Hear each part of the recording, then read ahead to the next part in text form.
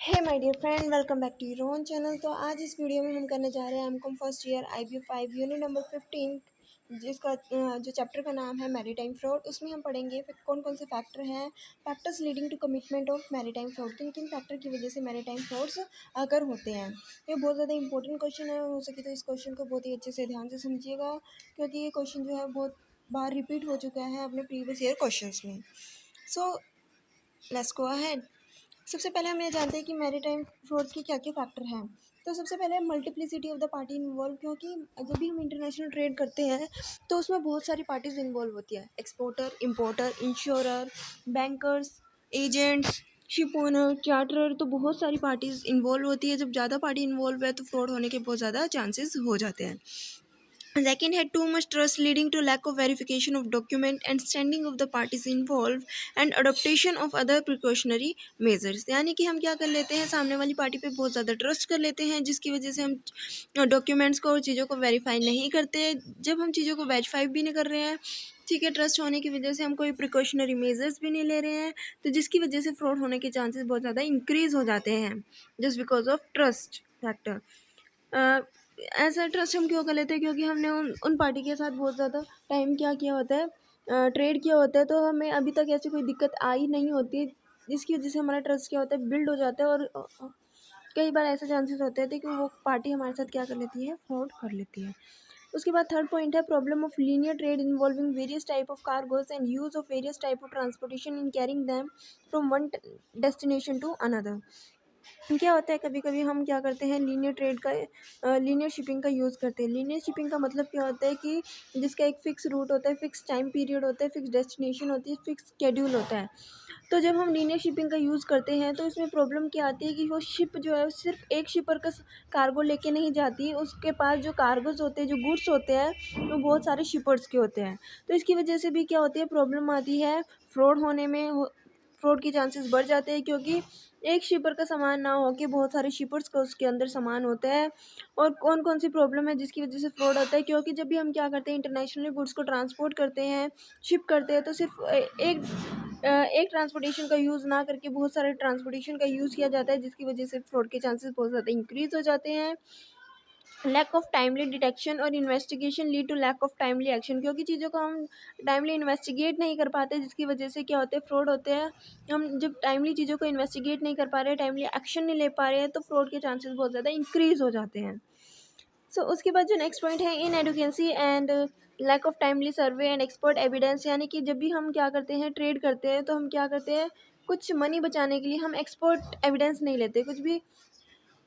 जब भी हम कभी भी किसी के साथ ट्रेड करें तो हमें एक्सपर्ट्स की जो है सलाह लेनी चाहिए, या फिर जो भी हमारे जो रेप्यूटेड कंपनी है उनके साथ ही ट्रेड करना चाहिए, उनके साथ ही जो है हमें ट्रांजैक्शन करनी चाहिए। उसके बाद है in different attitude of concern government, यानी कि जो गवर्नमेंट है उसका भी डिफरेंट एटीट्यूड है इसकी तरफ, जिसकी वजह से भी फ्रॉड क्या इंक्रीज हो रहे हैं। Jurisdiction problem and other legal complexity in handling international disputes. And last point है lack of sharing information. All these are the factors just because through which the maritime frauds occur. यानी कि ये वो factor है जिनकी वजह से maritime fraud क्या होता है। और commercial crime services extended by various specialised agencies, यानी कि जब फ्रॉड बहुत ज़्यादा होने लगी तो बहुत सारी क्या हुए, एजेंसीज आने लगी, ताकि इन फ्रॉड से बचा जा सके, कंपनियों को, इंडस्ट्रीज़ को, ठीक है, फ्रॉड से बचाया जा सके। तो commercial crime services extended by various specialised agencies including consultancy companies, maritime fraud detection agencies, and by the concerned cell of International Chamber of Commerce and the International Court of Arbitration have saved many companies and individual investors billions of dollars in potential fraud and thefts। तो ये point क्या कहता है कि commercial crime services ने क्या किया, बहुत सारे एजेंसीज को खोला। कौन कौन सी एजेंसीज थी, कंसल्टेंसी कंपनी थी, यानी कि जिसके बारे में हम क्या कर सकते हैं, इस कंपनी के पास जाके हम कंसल्ट कर सकते हैं कि किस तरीके से हम ट्रेड कर सकते हैं, किस तरीके से फ्रॉड से बचा जा सकता है। मैरीटाइम फ्रॉड, अगर किसी के साथ भी मैरीटाइम फ्रॉड हुआ है तो उस फ्रॉड से को डिटेक्ट करना, ठीक है। मैरीटाइम फ्रॉड डिटेक्शन एजेंसी है ये, कि किस तरीके से इस जो फ्रॉड तो हो ही चुका है, धोखाधड़ी तो हो चुकी है, तो अब इससे अगर सपोज करो किसी ने, इम्पोर्टर ने गुड्स तो ले ली लेकिन उस एक्सपोर्टर को क्या नहीं दी, पेमेंट नहीं दी, तो अब फ्रॉड तो हो चुका है, तो अब ये एजेंसी क्या करेगी, उस फ्रॉड को सॉल्व करेगी।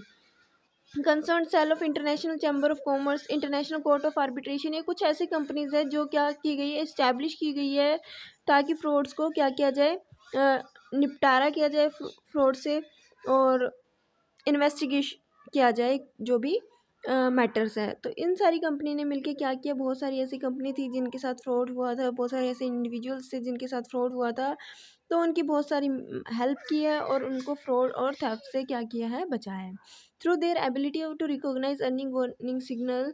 यानी कि ये कंपनी क्या करती है, पहले से वार्निंग सिग्नल दे देती है, पहले से बताया दी बता देती है कि जब भी आप इंटरनेशनल ट्रेड कर रहे हो तो किन किन बातों का आपको ध्यान रखना है जब भी आप इंटरनेशनल ट्रेड करोगे, ताकि आप फ्रॉड से बच सको। ठीक है। This fraud detection skill have been developed over almost 20 years at the fore of the fight against commercial crime. यानी कि ये कंपनी क्या करती है, बहुत सारे साल ईयर से क्या कर रही है, काम कर रही है कि किस तरीके से क्राइम से बचाया जा सके, तो ये स्किलफुल है और इस चीज़ में वो क्या कर रही है, डेवलप कर रही है। In spite of this, the fact remains that a larger number of maritime fraud and sea piracy incidents remain untraceable because of lack of infrastructure, lack of timely action, indifferent attitude of the concerned government। यानी कि ये agencies तो open हुई है ताकि fraud को detect किया जा सके, इन्वेस्टिगेट किया जा सके, लेकिन कुछ ऐसी कंपनी है जो कि अभी भी कुछ ऐसे इंसिडेंट हो रहे हैं कि अभी भी जो भी फ्रॉड हुए हैं उनको हम क्या नहीं कर पा रहे, ट्रेस नहीं कर पा रहे हैं, हम नहीं पता कर पा रहे कि किस तरीके से ये जो फ्रॉड है हो रही है या किसने फ्रॉड किया है, तो क्या कारण है इनका, क्योंकि हमारा इंफ्रास्ट्रक्चर अच्छा नहीं है या फिर हम टाइमली एक्शन नहीं ले पा रहे हैं, गवर्नमेंट का एटीट्यूड अच्छा नहीं है इसके regarding. It is the golden principle of maritime arbitration and litigation. Maritime एक क्या है, गोल्डन प्रिंसिपल है मैरीटाइम का, क्या, आर्बिट्रेशन और litigation, that arbitration is better than litigation and conciliation is better than arbitration, and prevention of legal dispute is better than conciliations. So therefore both international seller and buyer, that is exporter and the importer, should keep this principle in mind, as litigation is not only extremely expensive but also time consuming। यानी कि जब भी हम litigation का use कर रहा है, कौन एक्सपोर्टर या इंपोर्टर में से कोई भी लिटिगेशन का यूज़ कर रहा है, तो उसको ये चीज़ ध्यान में रखनी चाहिए कि जो लिटिगेशन का प्रोसेस है वो बहुत ज़्यादा लेंथी है, बहुत ज़्यादा एक्सपेंसिव और टाइम कंज्यूमिंग है। तो apart from directly causing substantial drain on the existing financial resource of both the parties. यानी कि जब भी कोई भी पार्टी लिटिगेशन का यूज़ कर रही है तो दोनों ही पार्टीज़ को क्या होगा, फाइनेंशियली पेमेंट बहुत ज़्यादा करनी पड़ेगी, दोनों को फाइनेंशली बहुत ज़्यादा क्या होगा, कोज होगा। ठीक है। It also deprive them of losing business opportunity. यानी कि जब भी हम लिटिगेशन का यूज़ करते हैं तो बहुत सारे चांसेस है कि हम बिजनेस अपॉर्चुनिटी को लूज़ कर दें, हमारे जो बिजनेस रिलेशनशिप है वो लिटिगेशन का यूज़ करके हो सकता है ख़राब और ख़राब हो जाए।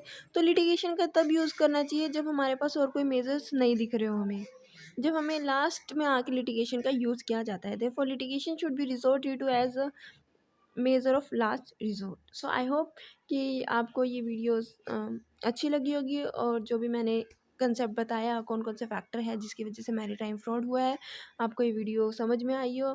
अगर आपको कोई प्रॉब्लम है, कोई पॉइंट आपको समझ नहीं आ रहा, तो आप कमेंट बॉक्स में कमेंट कर सकते हैं।